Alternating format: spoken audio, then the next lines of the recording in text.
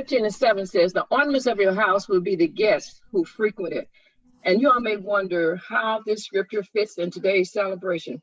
Well, I thought it was befitting due to the attendees are staunch members and supporters of this event and are forever present on a continuous basis.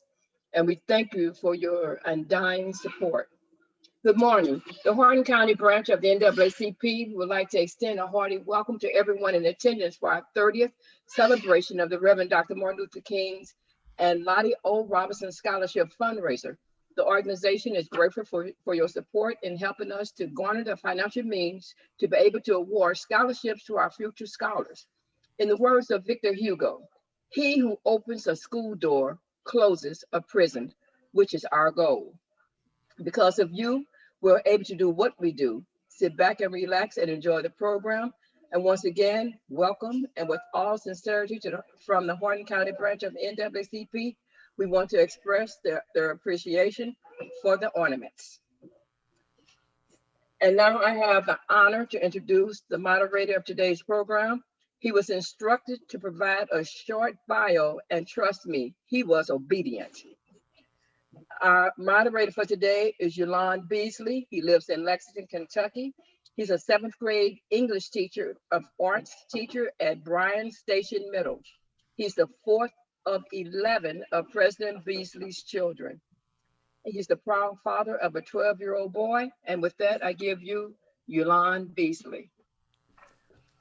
Thank you for that warm welcome, Ms. Jones. Today, we're going to begin our program with an opening prayer from Rabbi Robert Schlossberg. Thank you. I asked Joyce if I can just say a couple words about how honored I am. I'm told I'm the first person who practices Judaism to open your meeting, and this is a great honor. And I've looked at what you do, and your chapter does. I'm extremely impressed. The NAACP has had a special place in my heart throughout my career. I've been in Louisville 40 years. I've had one job interview,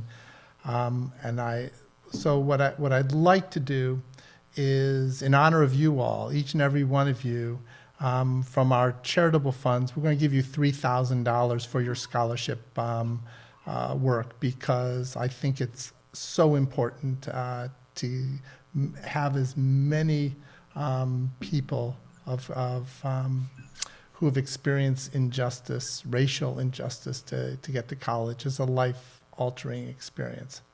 And since Martin Luther King taught us injustice anywhere is a threat to justice everywhere, it's incumbent upon me to join you. So it's an honor to be here.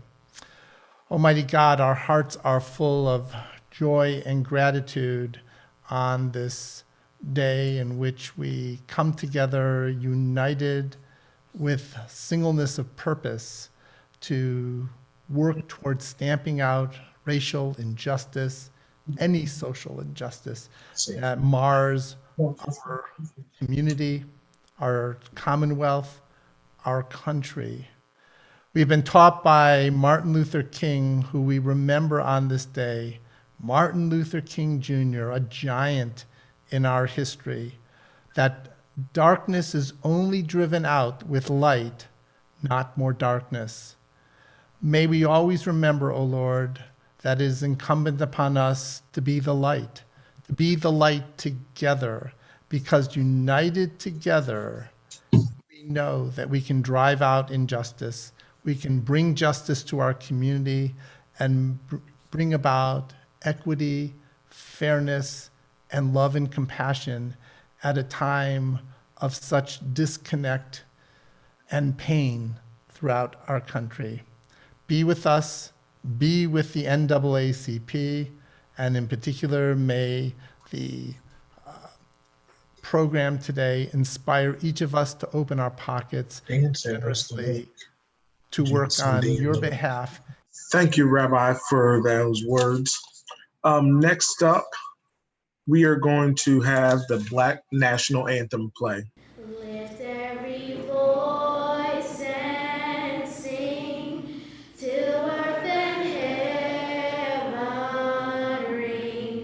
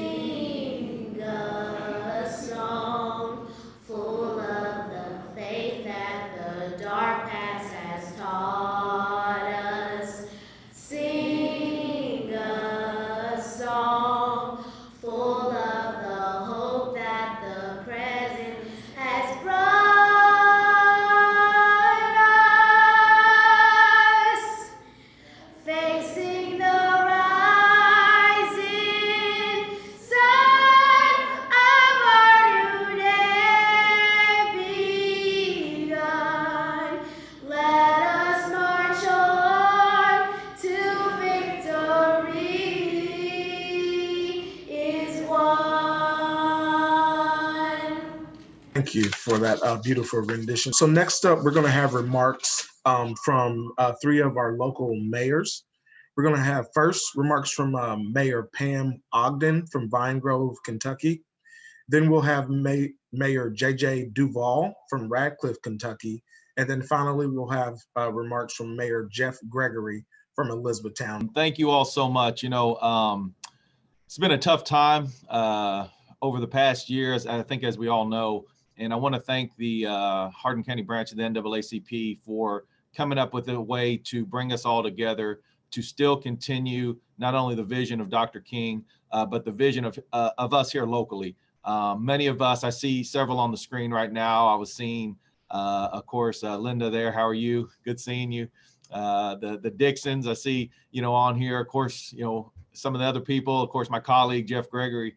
But, it's been a rough year for all of us, not being able to fellowship, not being able to get together, not being able to do what we typically would have done.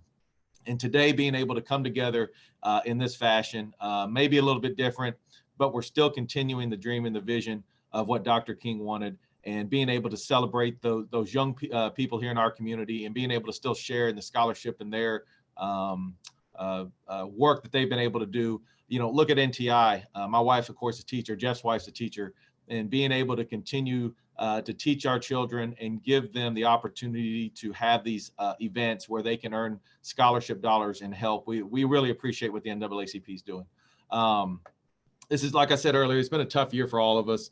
And I was reading something, as we prepare for this every year, we try to get together and have a few words at the beginning of this program. And one of the things I found that kind of stuck out to me, and it really references our elected officials and the people in the public eye, and how we all need to come together. I think this is what Dr. King said. I think it's important that people understand unity means the measure of your influence to help to bring others together around you, your friends, your family, and even your own house. And so I think it's becoming upon us here locally, our elected officials, to work together with our community to show that we're doing what we can to support the movement, the stride, and the progress, and working together to make sure that our house, which we're elected to represent, is doing everything needed to do to support our community and show the unity and the continuation of growth in our community. So on behalf of the citizens of the city of Radcliffe, thank you for continuing this vision. Thank you for continuing to come up with unique ways to support and help our youth and celebrate on a day like this, Dr. King's vision, and bringing us all together. So thank you. Much like Mayor Duval, who, Yulon, if you don't care next year when we do this, if we get the opportunity to speak, can you put me in front of Mayor Duval? Because he always takes all my material and makes my speech very short, it seems like.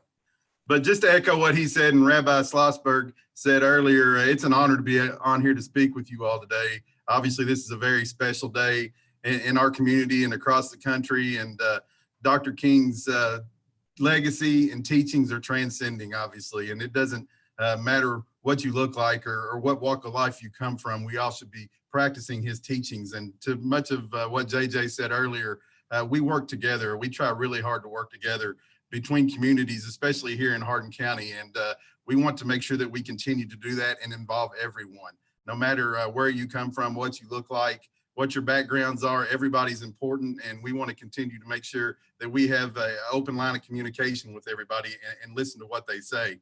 As he said earlier, this past year has been rough, and it's been rough on everybody. And we've had to change the way that we do things, the way that we communicate, the way that we fellowship. It's been a long time since I've stood in front of a lot of people. But before last week, when I had the opportunity to speak to a noon Rotary here in Elizabethtown. So I miss getting out in the community and getting to talk to everyone and hearing their thoughts and what's on their mind. So we're looking forward to getting out of this pandemic for sure. But the one thing that is certain is Dr. King's teachings have not changed, no matter what we've been through this past year. And we should all study him, and we should learn what his message was. And I think that if we do that as a community, it just makes us that much better off. So I'm not going to be long. Like I said, he stole a lot of my thunder because he's so good at what he does. And so I just want to say on behalf of the city of Elizabethtown, thank you to the Hardin County chapter of the NAACP, President Beasley, for giving us this opportunity to join you all and listen and have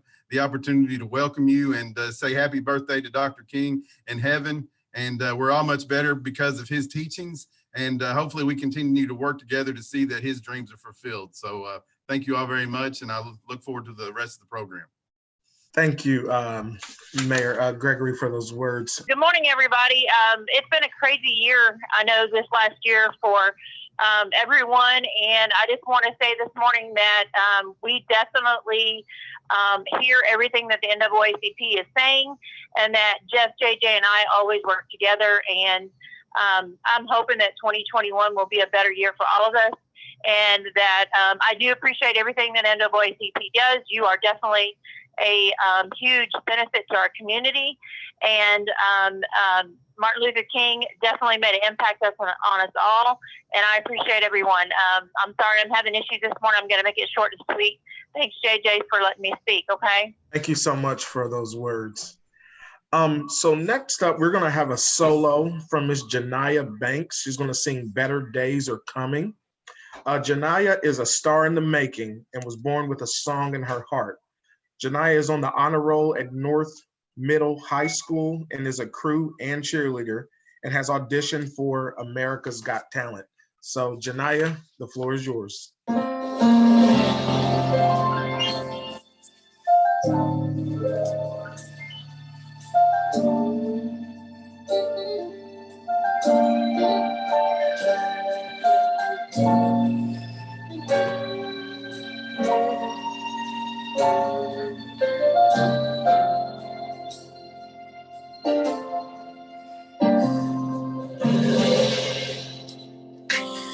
Sometimes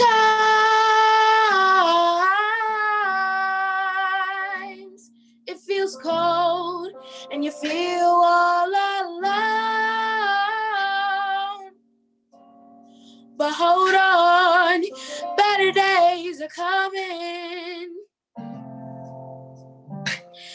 It can be rough in this world.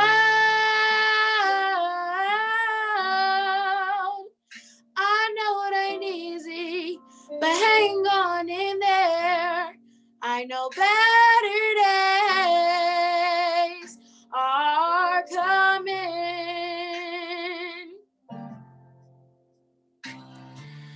Friends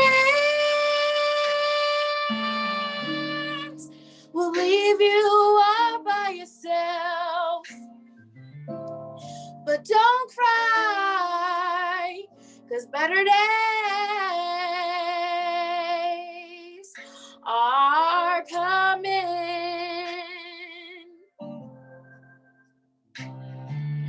Better days, better days, better days are coming.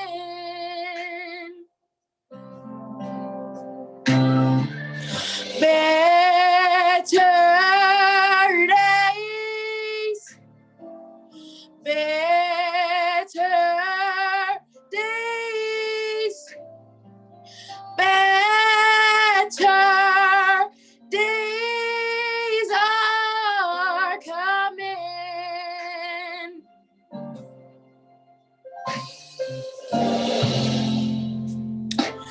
Sometimes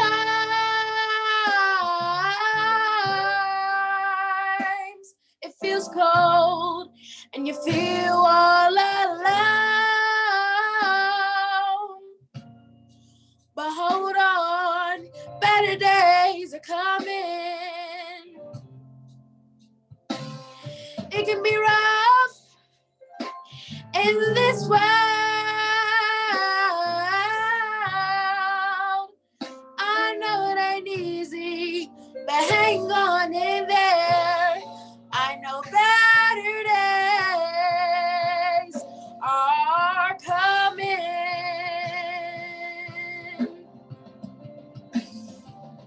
Better days, better days, better days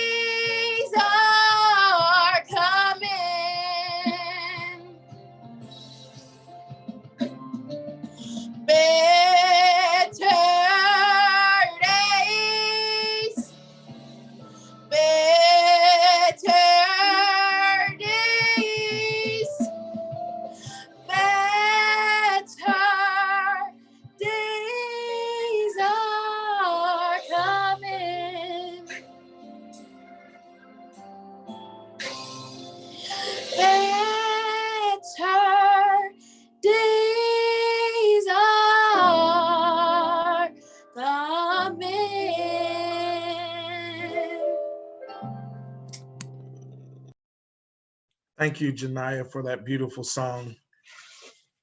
Next up, we have the pleasure of introducing you guys to a very interesting young man.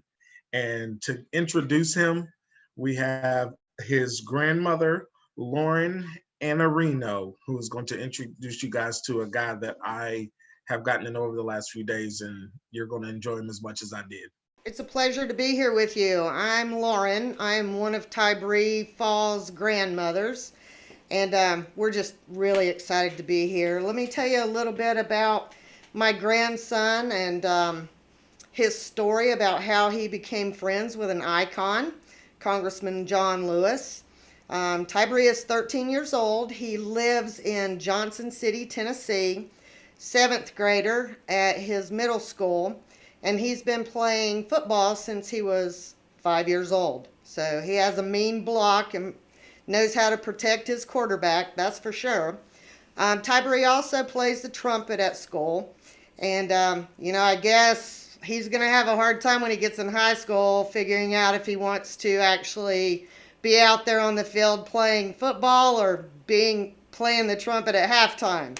But when Tybre was around 9 years old, he asked myself and his other grandmother, or he actually expressed that he wished he had the opportunity to meet Martin Luther King Jr.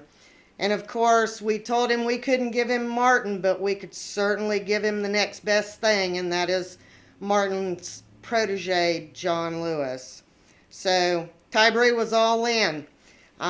Now, I would like to introduce you to my grandson, Tybre Faw. We are going to have Charlie Siegler and Amadis Davis, who are two gifted and talented students from North High School, and they're going to conduct a mini session with Tybre for you guys to get to know him a little bit better and learn a little bit more about his journey and what he's overcome and what he's done in his short life so far.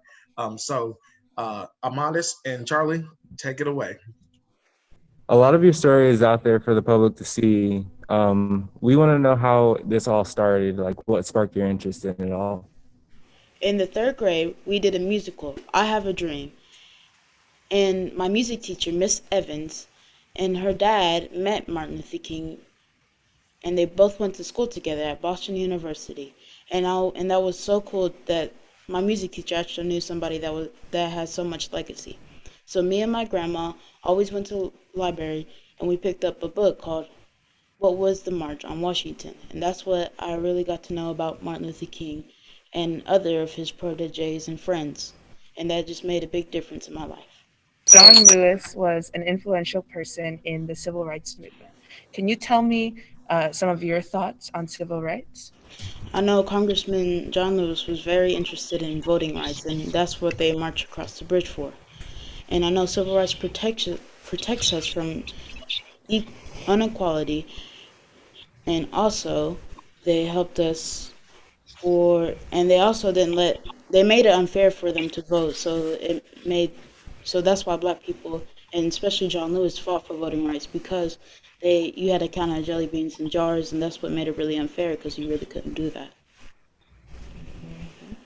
So all this started with an interest in MLK. Do you think there is anything special or similar to his relationship with John Lewis to yours? Yes, I think there is a similarity between our relationships, because John Lewis also fought for something, and he wrote a note to Martin Luther King, and I wrote a note. Well, I actually called him, but still, we tried to contact with our heroes, and we both met him, and we both became friends, and we both protested with each other.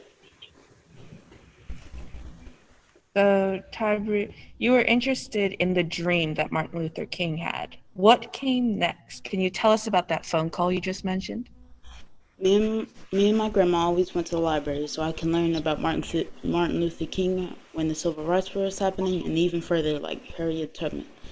And when I learned about the March on Washington book, I wanted to meet him, but he has been assassinated. So I wanted to meet somebody else. So I asked my grandmas who is somebody that was really close to Martin Luther King Jr. And they said John Lewis. So I wanted to call John Lewis, but he wasn't open at the time. So we did a really little research, and we found out that something about Bloody Sunday, and that's when we went to Brown's Chapel, and that's when we met him. You participated in a lot of marches and protests throughout 2018 to 2019. Can you tell me about what happened in Selma and who were some of the people that you met there? Well, so up really early in the morning, my grandma's got me ready to go to Brown's Chapel. And so when I waited there for 7 hours, Dana Bash from CNN walked up to me and talked about why I wanted to meet him and all that. And plus, Capitol Police, Tanya and Chris, were the people that let me meet John Lewis. And I met John Lewis, Reverend Barber, Maxine Waters, Jesse Jackson, and Kamala Harris, our vice president today. And how old were you back then? I was still 10, and I was in the 3rd grade. I know you now understand the importance of marching across that bridge. How does it make you feel knowing that you marched across with John Lewis? Now I know a little more about Bloody Sunday. I know that John Lewis, that reenactment meant a lot to John Lewis, and that a lot of his friends have got killed or really injured in that march. And it was such an honor to reenact that with him for something that was so big to him. And we actually got to do it 3 years in a row, didn't we? Yeah, we did. And we cried with him every time, didn't we? Yeah. So how old were you the next time that you saw him? It was several weeks after, and I was still 10. I understand that you participated in the March for Our Lives. Did anything memorable happen while you were there? Well, I met some friends of Parkland, and so after I met John and I was with my friends, what were the friends? The Gephards. Oh, the Gephards. Yeah. After he did his speech, we went to march, and so we was marching, and then I felt my shoe came off, and everybody in the march had to stop. So I tapped on John and said, I lost my shoe. So we stopped the whole march just to find my shoe. Yeah, there was about 20,000 people behind you, wasn't there?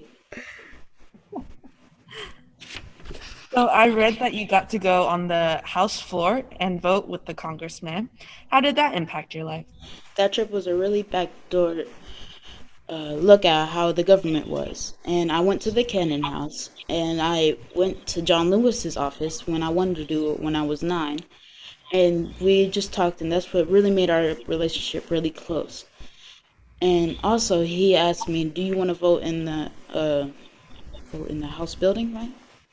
When we went down and voted. Mm-hmm. And what were you voting for? The special Evo to combat anti-Semitism. Yeah. Yes. But it was a great time, and I got to know him and a lot of other people that I never knew about. So in 2019, when you went back to Selma, things were a little different for you. You actually got the all-access pass that you didn't have when you were a little bit younger. How did that come about, and what happened that day? After the bridge crossing, I got to talk with Congressman Lewis, and the same person that helped me meet him the first time was there too, and her name was Tanya. Suddenly, she got on the phone and got contact with Faith and Politics.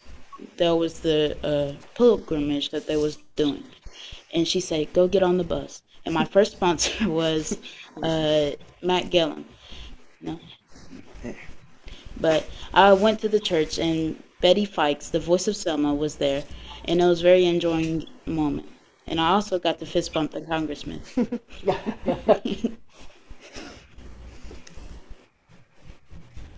So,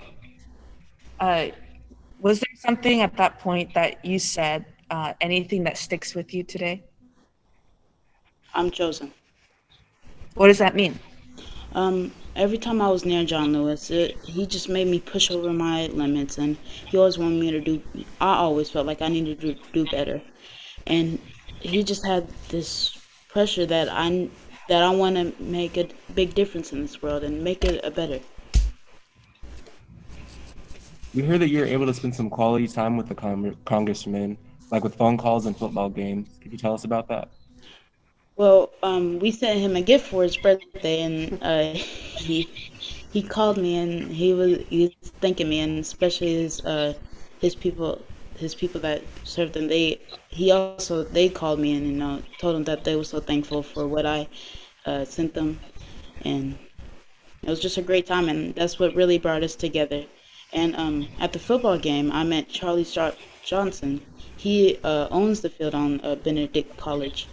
And me and him had a fun time, and I got to learn more about him and NFL. But then you actually got to go to the Benedict College homecoming, and the congressman was there. Yeah. And all of us sat in the booth. President's box. And watched the game. Yeah. That seems to have had an impact on you. Can you talk about how John Lewis had an impact in developing who you are, especially when you're becoming a young man? I always try to be a better person every day.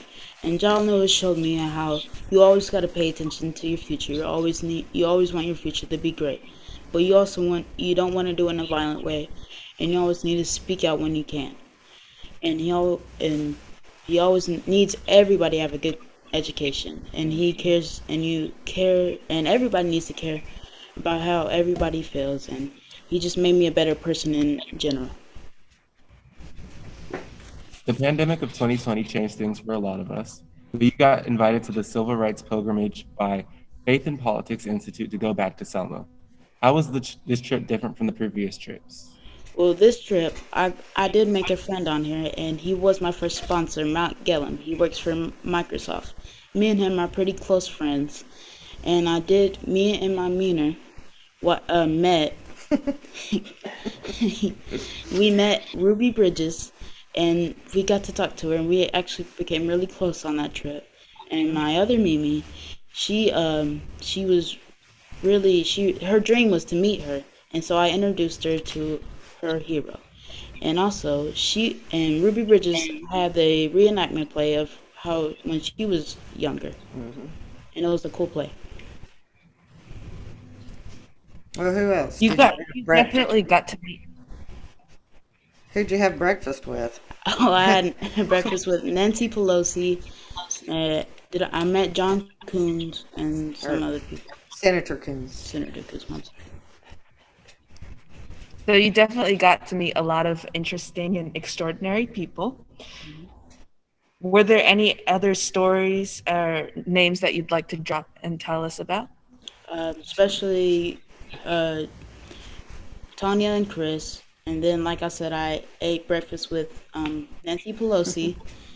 And I went with Chris Coons and some other people. Who's that author you met? John Meacham. Oh, John Meacham, yeah. Mm-hmm. And what's the interview with that? Oh, Jonathan Capehart. Uh-huh. Yeah. As painful as it was, you got to see the congressman one last time, and was honored to be chosen to speak at his homecoming. With 3 presidents in attendance, how did you handle this pressure? Well, my grandma took me there, and my mom and her boyfriend helped me memorize poems and things that I need to memorize. And my teammates, teachers, and everybody else helped me go on a straight path. Yeah, and my Mimi told me that you need to get some courage and so you can speak out. And so she said, go to John's casket and pray. And so I prayed up there and asked him for some courage so I could make it through this. And so when I went up there, I made it. If John Lewis and Martin Luther King Jr. were alive today, what do you think that they would tell the young people? There's a long way to go, but still, don't get too violent. And I know there's a lot of things going on, but we always have to speak out, but never show violence. Martin Luther King Jr. gave a famous speech about silence is betrayal, which is our theme for today. What does that mean in 2021? My understanding that if we don't speak up, nothing will change. the problems will just get worse and worse to the point where we can't solve them. So based on our conversation today, it definitely appears that you have a great support system. Can you tell us a little bit about them? Like I said, my grandmas take me to places where I wanted to go and to meet people that I want to meet. And my mom and her boyfriend helped me memorize things that I need to memorize. And my teachers, teammates, brothers, and everybody included helped me to stay on the right path. Can you leave us with John's favorite poem, Invictus? Out of the night that covers me, black as a pit from pole to pole, I think whatever God may be for my unconquerable soul. In the failed clutches of circumstance, I have not winced nor cried aloud. Under the menace of years, under the bludgeoning of chance, my head is bloody, but I'm about. Beyond this place of wrath and tears, looms but the horror of the shade, and yet menace of the years finds and shall find me unafraid. It matters not how straight the gate, how charged with punishment the scroll. I am the master of my fate. I'm the captain of my soul. Thank you. It was a pleasure being here with you guys today. Please stay in touch, and I'll have a lot of projects that I'm working on for 2021. Visit me on my website, I am Tybre Faw, and follow me on Insta at I am Tybre Faw. Thank you for having me. Tybre, thank you for your interview today. It was awesome. I appreciate Amadis and Charlie for conducting that interview with you. But Tybre, keep doing big things, my man.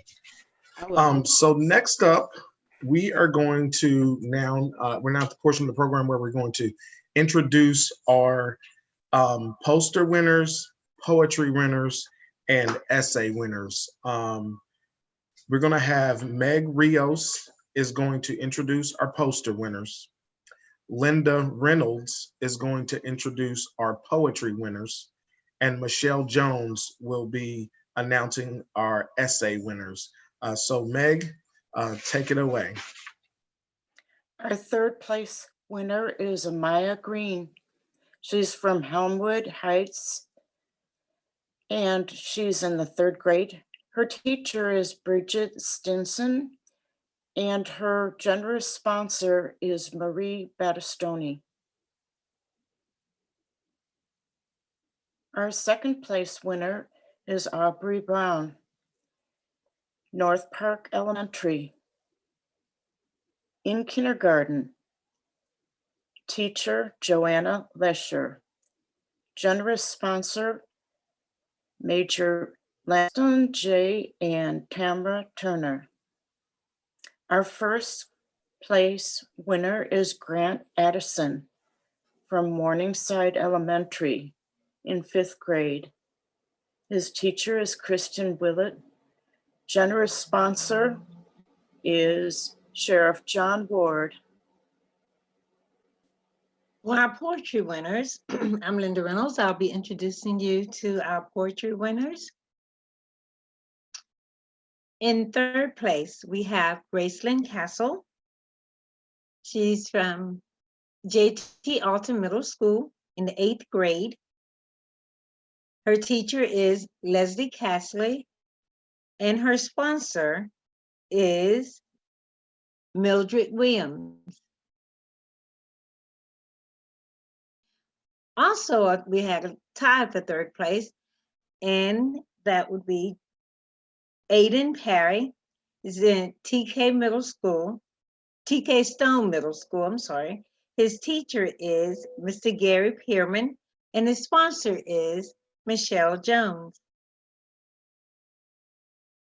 In second place, we have Jelliana Brown. She's also from James T. Alton Middle School in 6th grade. And her teacher is Megan Varela, and she's sponsored by Doctors Berenice Sanchez and Samuel T. Beasley. And our first place winner is Michelle Zing. She's also at T.K. Stone Middle School. She's an 8th grader. Her teacher is Gary Pierman and Tony Perry. She's sponsored by Judge Kelly Easton. Congratulations, all. And we're going to have Michelle read her poem really quick. Eagles, the symbol of freedom. The eagles soar in the high mist of the sky, diving in the deep cascades of mountains, swooping its ethereal wings across the river, disappearing into the dawn, breathtaking to the eye.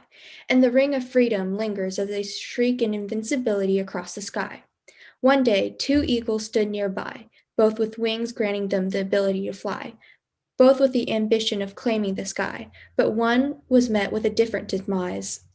The one was trapped and captured. Against their will, their claws were tied, ripped of its beloved wings, screaming, tortured, powerless, distraught, and identity deprived, while the other soared above the ground and kept a vigilant eye. Despite the vigilance, the eagle stayed silent, lacking in courage, watching their neighbor vulnerably suffer in fear, being taken away and forced into detainment. But they remained silent, seeming insincere.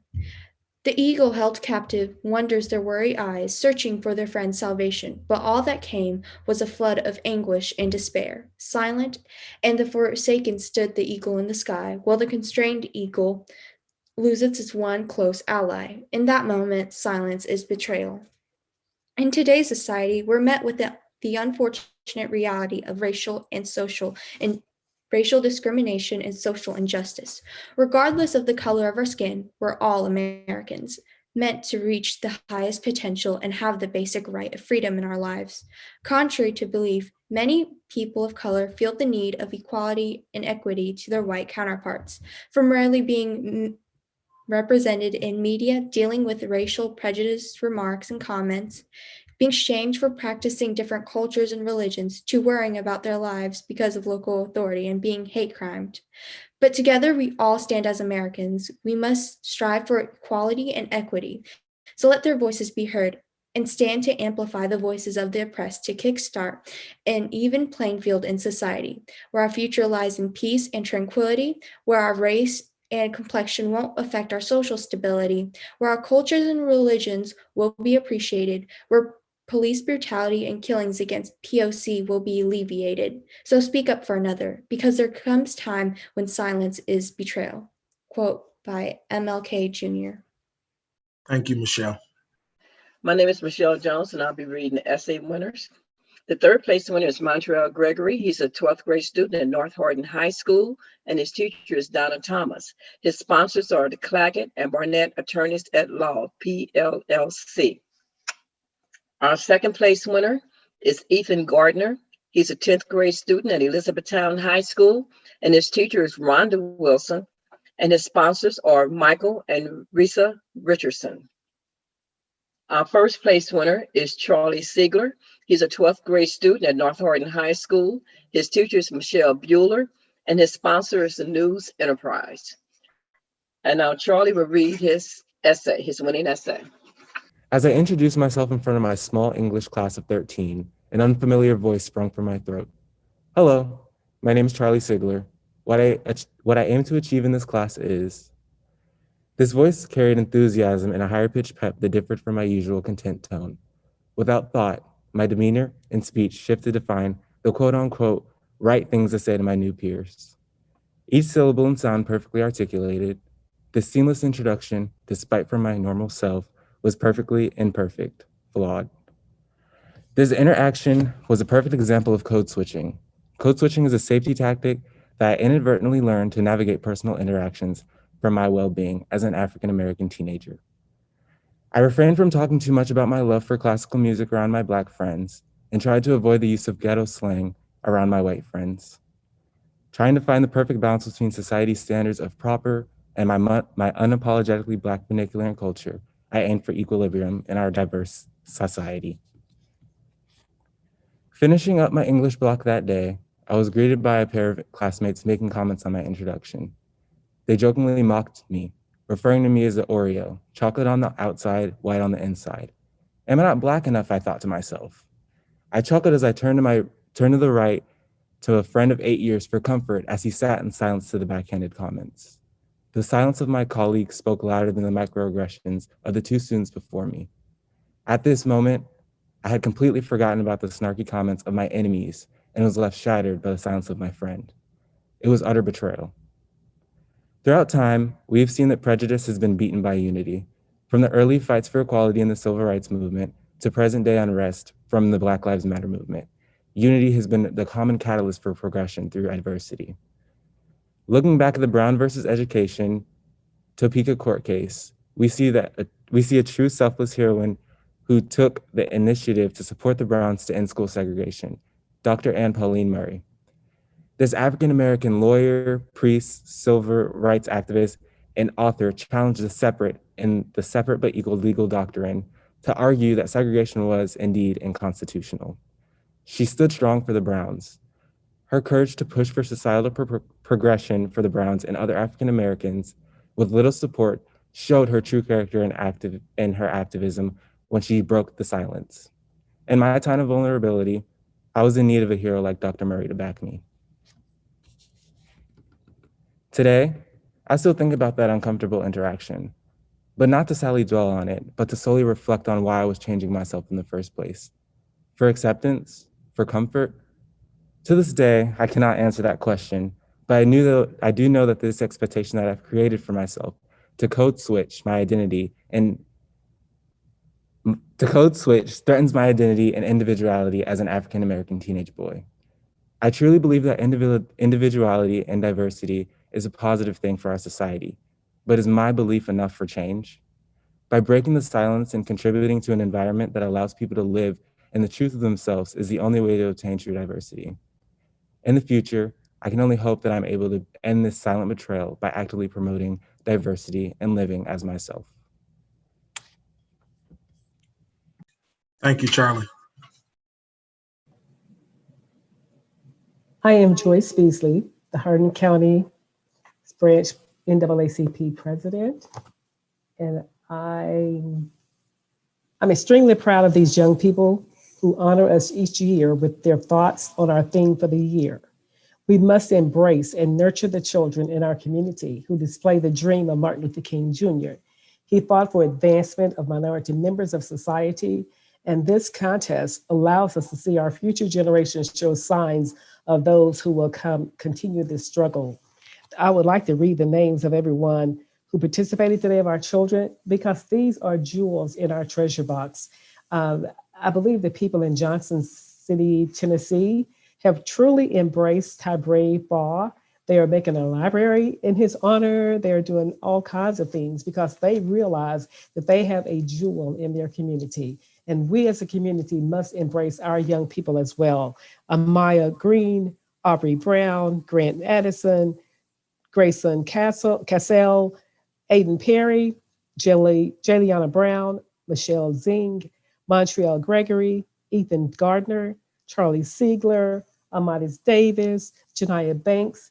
These are jewels in our treasure box, Hardin County. We must embrace these children and others who are like them so that they will continue the civil rights movement.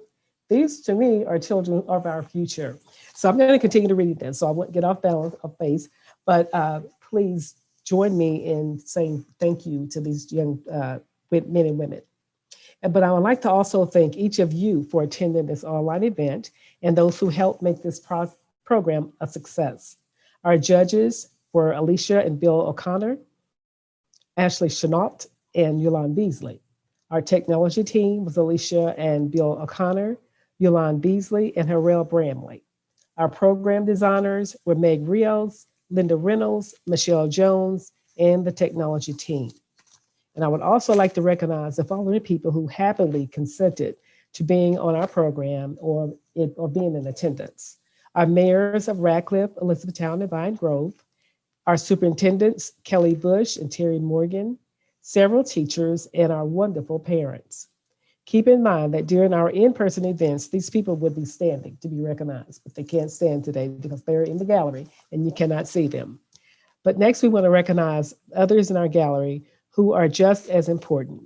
Those are the ministers, so they would stand at this time, our law enforcement officers, city employees, public officials, military veterans, active duty military, our first responders, including nurses, firefighters, EMT, and anyone else in that order. Not in that order necessarily, but in that category. Business owners, retired patrons, news enterprise, Hardin County Educational and Community Television staff, Gina Ryan, and all essential workers. Please keep in mind our theme, Silence is Betrayal, in the forefront of your mind as our children have given beautiful examples of what that really means. We hope that you will lead by example and speak out against injustices and racial discrimination in your workplace and to the young people in your schools. Let us not allow the actions of the violent insurrectionists on January the 6th to deter us from our mission of becoming one nation under God, indivisible, with liberty and justice for all. We would like to also invite you to our Black History Month activities, starting with Dr. Heather Warren from the University of Kentucky. She'll be speaking on the myth of race on February the 22nd.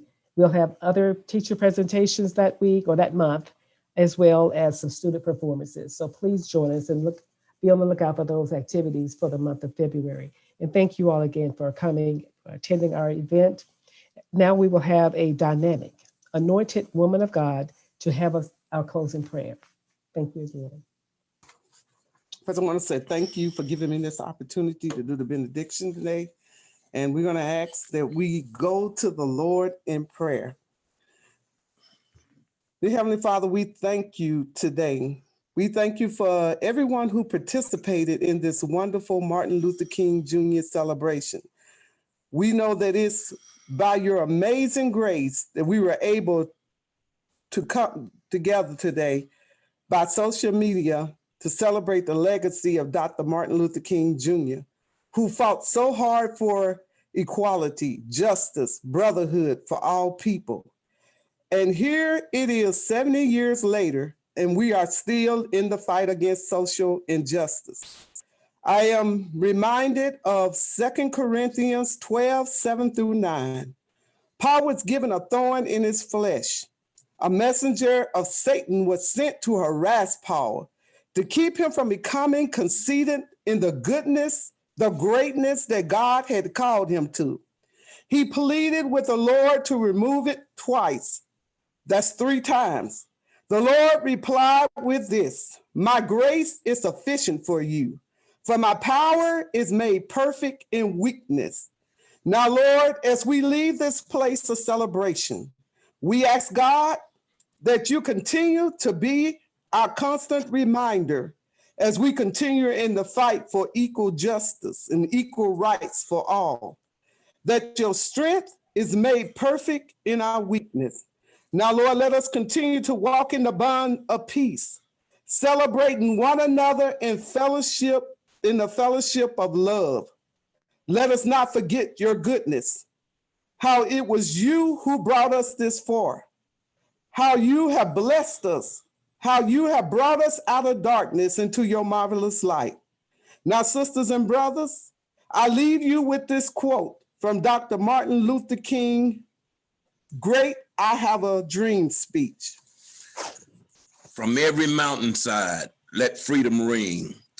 And when this happens, and when we allow freedom ring, when we let it ring from every village and every hamlet, from every state and every city, we will be able to speed up that day when all God's children, Black men and white men, Jews and Gentiles, Protestants and Catholics, will be able to join hands and sing in the words of that old Negro spiritual, free at last, thank God Almighty, we're free at last. Now may the Lord bless you.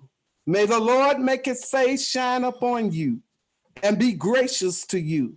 May the Lord lift up his countenance upon you and give you peace until we meet again. Amen.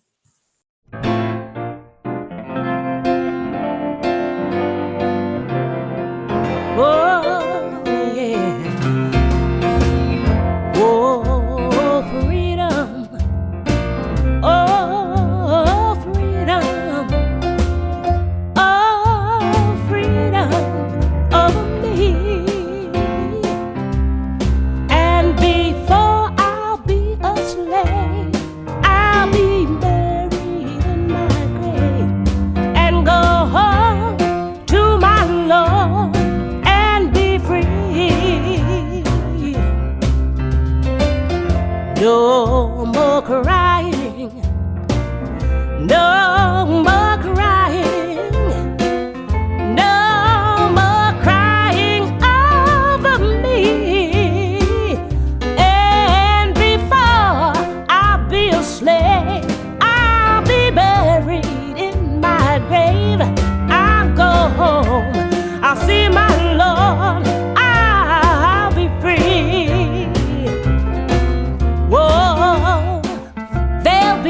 singing.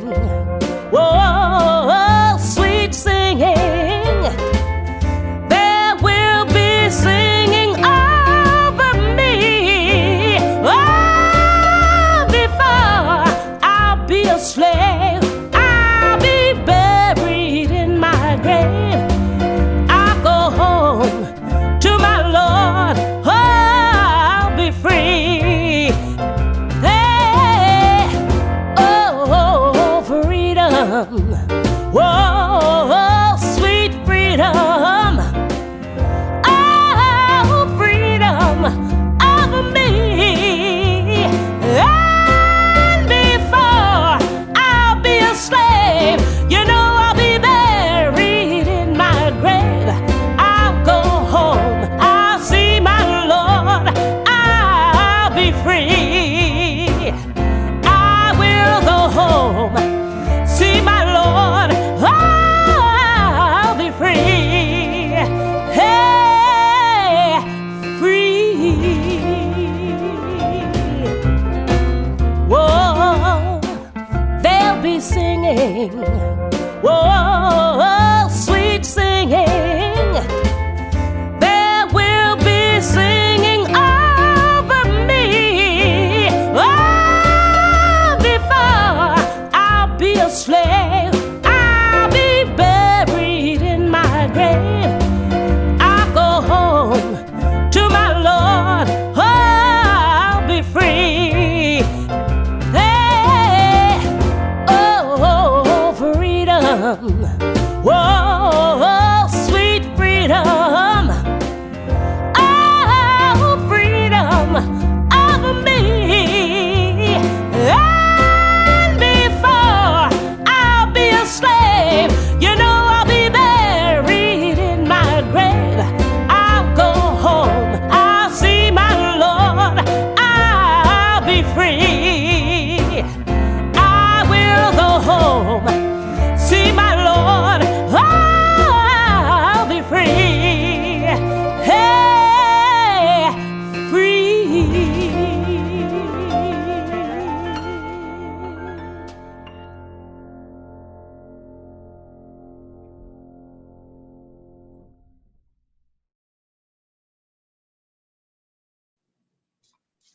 That is the conclusion of our program for today. We appreciate everyone that was able to make it. We appreciate Tybre for being able to be on with us, and all of our esteemed panelists and guests today, and our mayors, and most of all to the president of this chapter for putting on this program today. So thank you all for being here, and have a wonderful day.